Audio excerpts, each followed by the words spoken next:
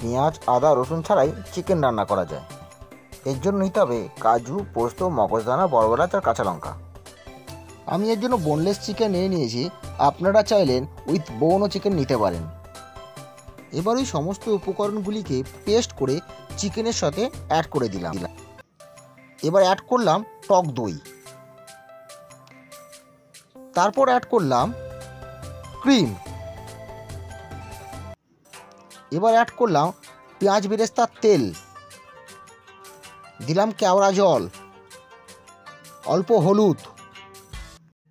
সমস্ত উপকরণগুলিকে মিক্স করে তার উপর ছড়িয়ে দিলাম কাঁচা লঙ্কা, দিয়ে দিলাম পেঁয়াজ বেরেস্তা। এটা অবশ্যই এসেন্সিয়াল নয়, নাও দিতে পারেন। পরিমাণ মতো নুন, ছড়িয়ে দিলাম এলাচ আর লবঙ্গ গুঁড়ো করে।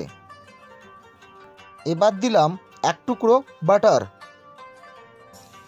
এবার ঢাকা দিয়ে লো হিটে রান্না করতে দিলাম 25 মিনিটের জন্য।